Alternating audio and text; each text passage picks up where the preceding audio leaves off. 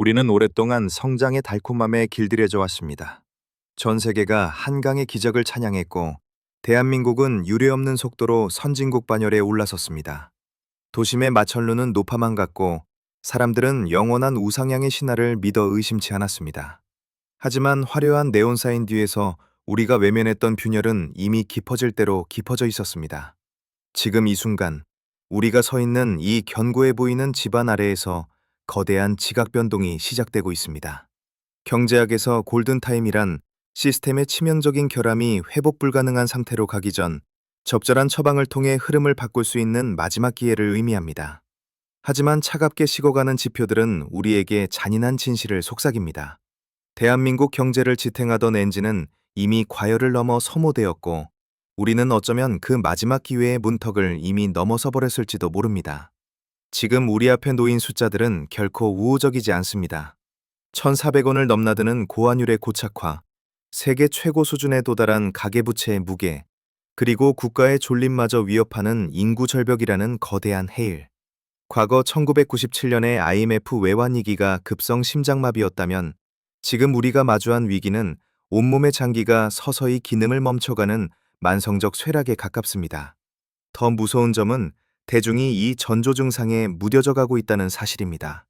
시장의 유동성이 마르고 신용부도 스와프, CDS 프리미엄이 요동치며 부동산 시장의 미분양과 경매 물건이 쌓여가는 현상은 단순한 경기 침체의 신호가 아닙니다. 그것은 지난 수십 년간 부채로 쌓아올린 가짜 풍요의 탑이 무너져 내리기 시작했음을 알리는 예정된 붕괴의 시그널입니다. 이제 우리는 막연한 낙관론을 버려야 합니다.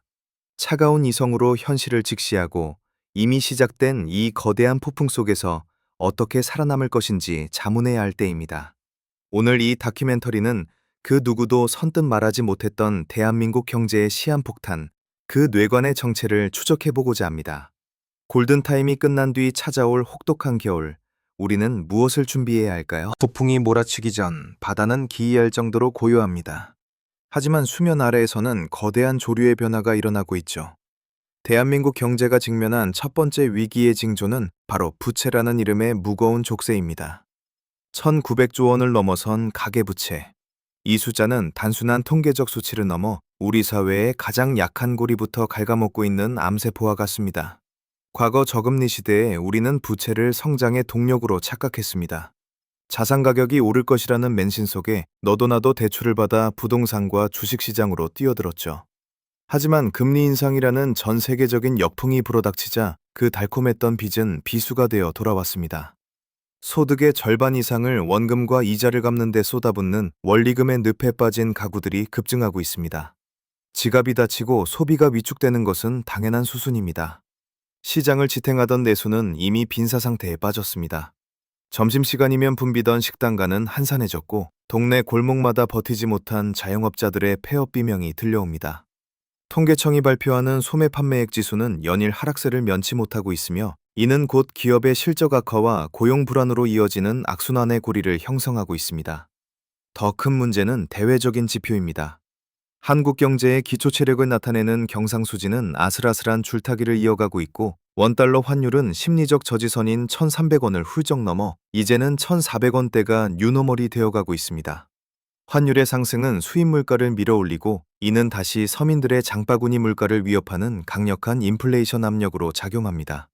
국가 부도 위험을 나타내는 CDS 프리미엄의 미세한 떨림, 그리고 채권 시장에서 감지되는 유동성 경색의 기운은 시장 참여자들에게 경고하고 있습니다. 우리가 누려온 풍요의 기반이 사실은 타인의 자본, 즉 빚으로 쌓아올린 사상 누각이었다는 사실을 말입니다. 기초 체력이 고갈된 상태에서 맞이하는 외부 충격은 치명적일 수밖에 없습니다. 전문가들은 입을 모아 말합니다. 지금의 위기는 일시적인 경기 순환의 문제가 아니라고 말이죠. 그것은 시스템 전반에 걸친 구조적인 결함이 임계점에 도달했음을 알리는 전조 증상입니다. 이제 우리는 그동안 외면해왔던 이 거대한 빚더미의 청구서를 받아들 준비를 해야 합니다. 경제학에는 민스키 모멘트라는 용어가 있습니다. 과도한 부채로 쌓아올린 호황이 끝나고 자산가치의 붕괴와 함께 금융 시스템이 순식간에 마비되는 시점을 말하죠. 대한민국의 경제 충격은 바로 이 지점에서 시작됩니다. 그동안 우리는 저금리라는 마약에 취해 빚을 빚으로 갚는 구조를 유지해왔습니다. 하지만 미국의 강력한 금리 인상과 글로벌 긴축은 그동안 감춰져 있던 시스템의 취약점을 가차없이 파고들고 있습니다. 충격의 첫 번째 도미노는 부동산 PF입니다. 부동산 불패 신화에 기대어 건설사와 금융사가 맞잡고 벌인 수백조 원 규모의 도박. 분양시장이 차갑게 식고 금리가 치솟으면서 사업성이 떨어진 현장들은 하나둘 멈춰서고 있습니다. 건설사의 위기는 곧바로 돈을 빌려준 저축은행과 증권사 등 이금융권의 건전성 악화로 전이됩니다. 자금 줄이 막힌 금융권이 대출 회수에 나서기 시작하면 그 불길은 실물 경제로 번지는 신용경색이라는 거대한 화마로 변합니다. 두 번째 메커니즘은 유동성의 증발입니다. 환율을 방어하기 위해 중앙은행이 금리를 올리면 시중의 돈은 마르기 시작합니다. 기업들은 운영자금을 구하지 못해 흑자 부도 위기에 몰리고 안전자산으로만 돈이 쏠리는 돈의 동맥경화 현상이 심화됩니다. 이는 단순한 자산 가격의 하락을 넘어 가계의 가처분 소득을 급격히 줄여버립니다. 이자를 갚느라 쓸 돈이 없는 가계는 소비를 포기하고 매출이 줄어든 기업은 고용을 축소하거나 임금을 동결합니다. 이것이 바로 우리가 직면한 붕괴의 공식입니다. 과거 1997년 외환위기가 기업의 부실에서 시작된 급진적인 폭발이었다면 지금의 위기는 가계와 금융, 실물 경제가 서로의 발목을 잡고 서서히 침몰하는 복합 불황의 형태를 띱니다. 외환 보유고가 넉넉하다는 정부의 발표는 일견 안심을 주는 듯 보이지만 내부에서 골마 터진 신용의 위기는 달러만으로 막을 수 있는 성질의 것이 아닙니다. 한번 시작된 신뢰의 붕괴는 멈추기 어렵습니다.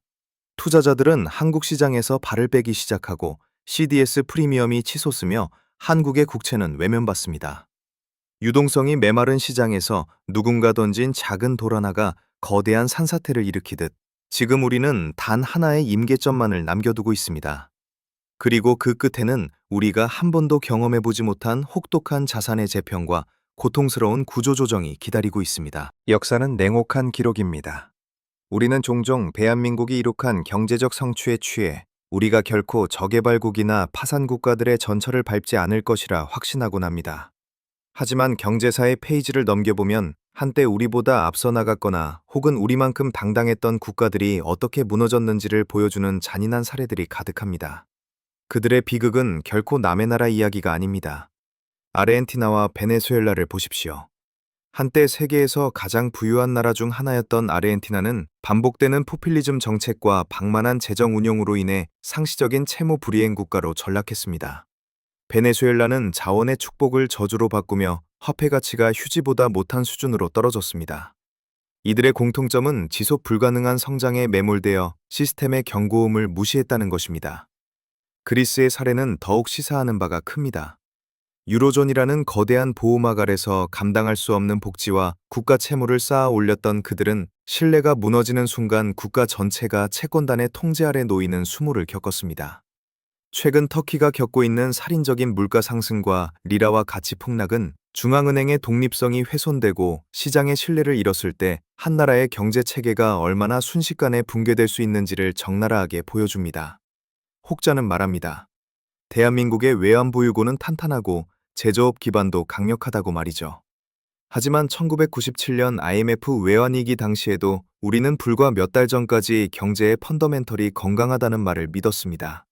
지금 우리의 위기는 겉으로 드러난 정부 부채보다 훨씬 치명적인 민간 부채와 인구 구조의 붕괴라는 내과적 질환에 기인합니다. 그리스가 국가 부채로 무너졌다면 대한민국은 가계 부채로 무너질 위험에 처해 있습니다. 터키가 정치적 압박으로 환율 방어에 실패했다면 우리는 대외 의존도가 높은 경제 구조 속에서 글로벌 패권 전쟁의 소용돌이에 휘말려 있습니다. 거울 속에 비친 저 몰락한 국가들의 모습은 우리가 지금 당장 궤도를 수정하지 않을 때 마주하게 될 미래의 초상화일지도 모릅니다. 시장은 신뢰를 잃은 국가에게 두 번의 기회를 주지 않습니다. 골든타임의 끝자락에서 우리가 목도하고 있는 세계의 비극은 이제 대한민국을 향해 가장 직접적이고 엄중한 경고를 보내고 있습니다. 이제 시선을 다시 우리 내부로 돌려봅시다.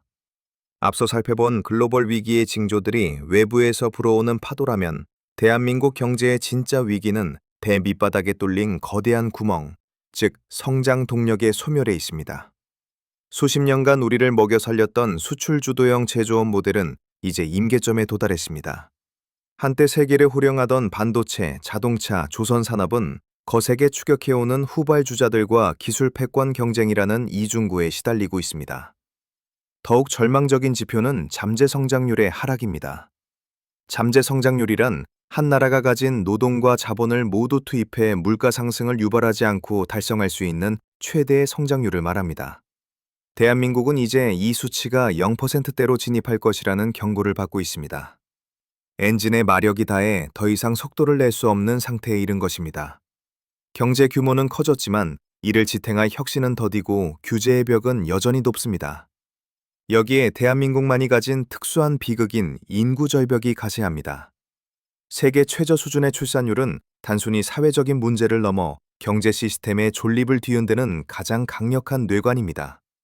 일할 사람이 사라지고 소비할 사람이 줄어드는 나라는 활력을 잃을 수밖에 없습니다.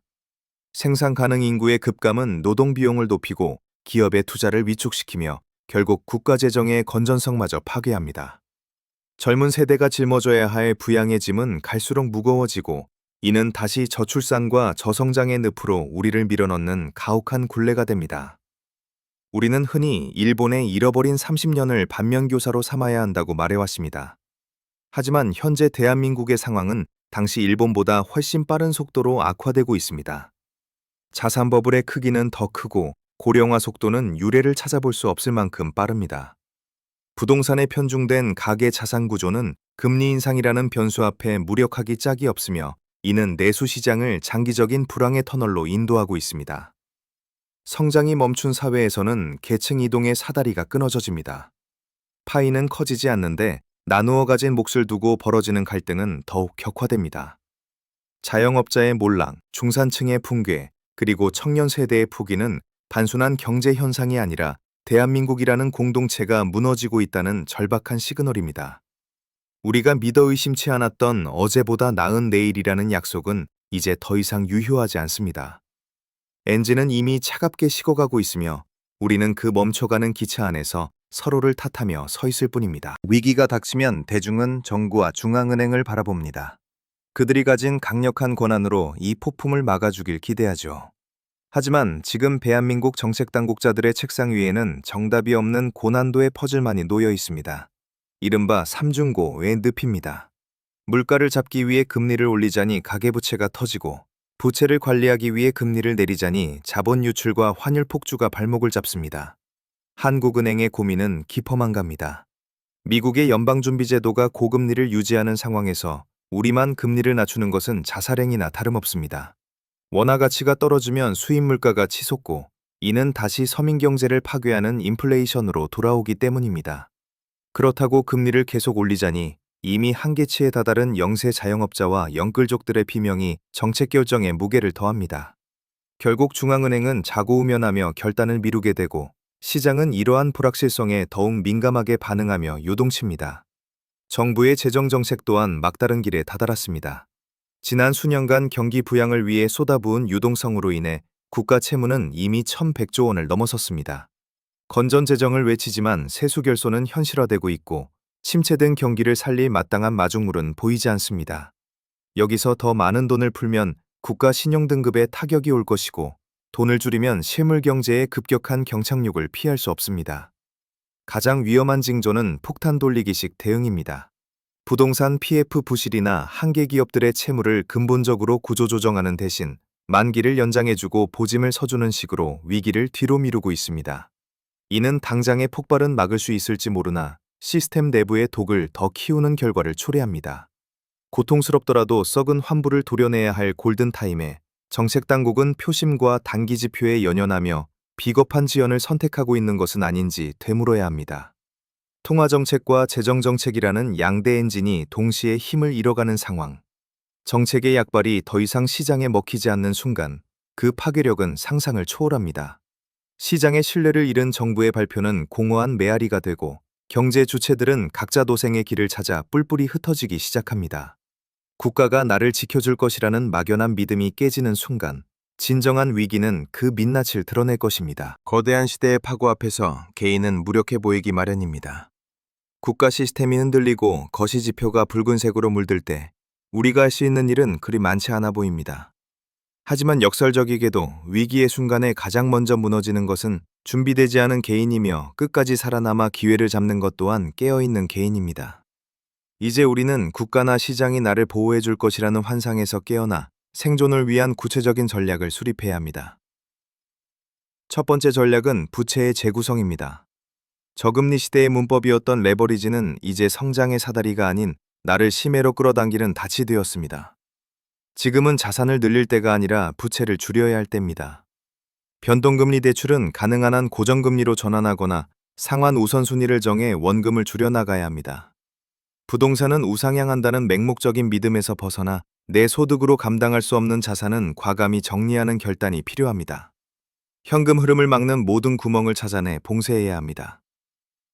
두 번째는 현금의 가치를 재발견하는 것입니다.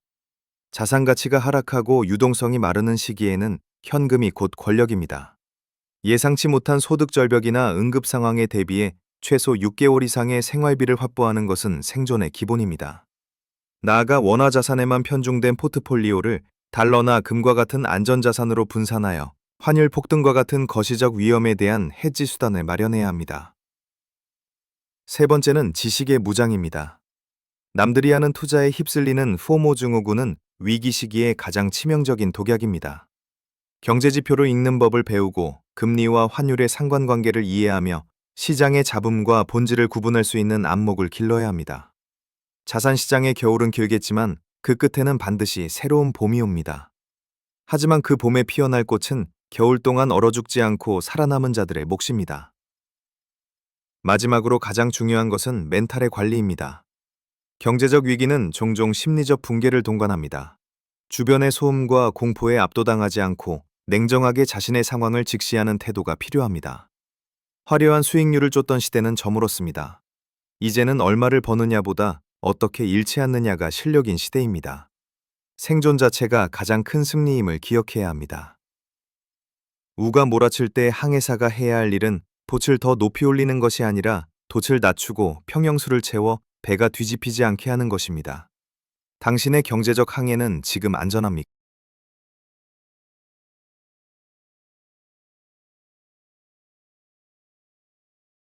우리는 오늘 대한민국 경제가 마주한 서늘한 진실들을 마주했습니다.